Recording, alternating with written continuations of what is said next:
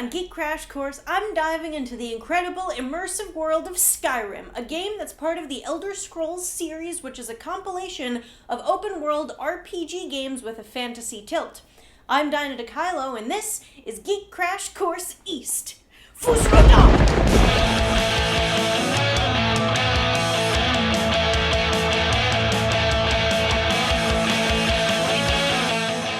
The Elder Scrolls games take place in the world of Nirn on Tamriel, a continent divided into provinces. There are 4 reigning powers, the Mead Empire, Hammerfell, Black March, and Eldmeri Dominion, that each control a group of the provinces. The games are named after the provinces they each take place in, such as Morrowind or Skyrim, and follow the evolving political, military, and magical history between these provinces. The Elder Scrolls themselves are not often mentioned, and information about them is sketchy and unreliable. What is known is that the Elder Scrolls are tomes of knowledge that detail the past, present, and future of events in the games. They make their first appearance in Oblivion as unreadable scrolls full of glowing glyphs. They are unreadable except to extraordinarily important people who are mentioned in the scrolls, whose part in history is indelibly written, as well as an order of monks that have trained and studied to interpret the scrolls. The Elder Scrolls Arena is the first game in the series, released in 1994 by Bethesda Games for the PC. Inspired by pencil and paper role-playing games like Dungeons & Dragons, it has many of the same themes and mechanics, as well as randomly generated terrain outside cities and tons of non-player characters. It was pretty ambitious for its time, despite some bugs and high processing demands, and became a cult hit. 1996's The Elder Scrolls II: Daggerfall used the basic philosophy of the first game to create a more immersive second game. In Daggerfall, you could create your own character and design skills, as well as choose your class, with an even bigger world to explore, more quests to complete, and more options. There were also 6 different possible endings to the game, a fairly new concept in gaming in the mid-90s. Battlespire and Redguard were initially developed as simply expansions for Daggerfall, but became standalone games due to their meatiness and more specific focus. The Elder Scrolls III: Morrowind was the breakout blockbuster game of the series in 2002. It was the most customizable and expansive game yet, with several ways to increase skills, more user-friendly melee combat controls, as well as guilds and religious orders you can join to open additional side quests. These side quests were highly developed, leaving less emphasis on the main quest than previous games. The Elder Scrolls IV: Oblivion was released in 2006 and follows the story of your character attempting to stop a cult from opening a mythical door to a realm called Oblivion. There's an emphasis on character development, as well as the ability to postpone the main quest almost indefinitely in pursuit of side quests, something later brought forward to Skyrim. It also introduced level scaling, where enemies would become stronger and more difficult as your character leveled up. The Elder Scrolls III: Morrowind took almost 100 years worth of man-hours to complete.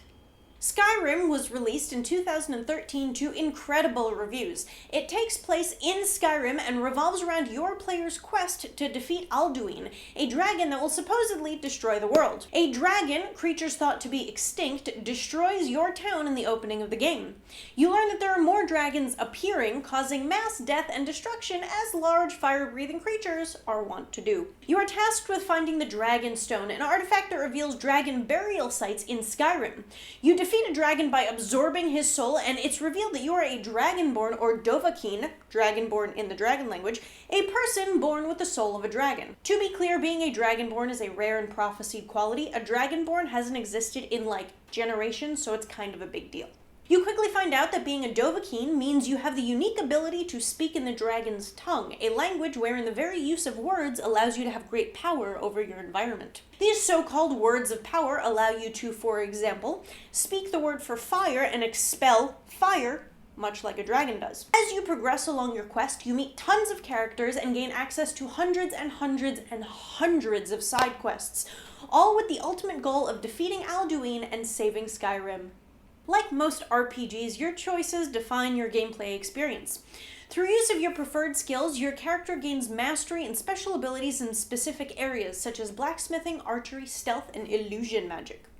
Unlike most other RPGs, this is done organically through gameplay and not with the assignment of skill points. Your choices during gameplay also affect your personal storyline, such as your choice of which side to take in the ongoing civil war within Skyrim. Other frequent choices include joining guilds, stealing items, and gaining companions. However, beware, each of these choices affect your experience. If you choose to rob a house, there may be a bounty out on your head for being a thief. Famously, or infamously, the game is so immersive and seamlessly designed you can spend thousands of hours playing and have a unique gameplay experience from anyone else. There are hundreds of miscellaneous quests that pop up unrelated to the main storyline or any of the main quest lines.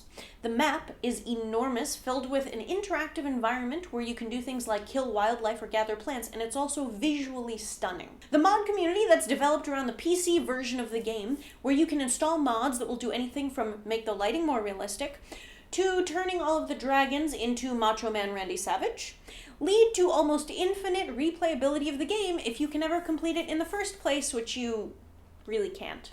Characters, creatures, and foes. There's you, the Dovahkiin, and all of your dragonborn ancestors that are referenced in the game. Dragons. There are many different classes of dragons that will sometimes appear randomly, swoop in, and f*** your up. There are two main factions in the Skyrim Civil War, the Imperials and the Nords. The Greybeards are a group of scholars that give you advice and information to help you complete your quests. The Daedra are mischievous demigod-like creatures who can give you side quests or problems.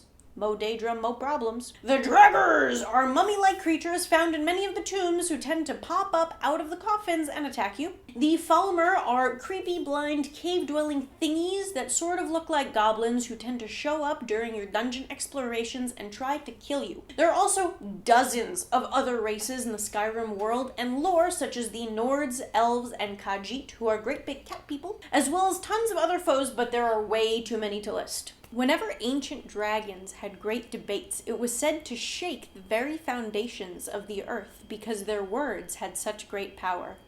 Homework: play Skyrim. But warning, you may never do anything else ever again. What interesting mod would you create for Skyrim? Let me know in the comments below, and remember to subscribe for more Geek Crash Course. There are over 400 books in the actual game of Skyrim that you can read, which give you greater insight into the world around you. That's it for this week's episode on Skyrim. If you have any questions, you can find Geek Crash Course on Twitter, Facebook, and our website, geekcrashcourse.com. You know, this might be the end for me. I used to be a great web series host. Then I took an arrow to the knee. I'm just kidding, this isn't real. Thanks for watching, and I'll see you next time on Geek Crash Course.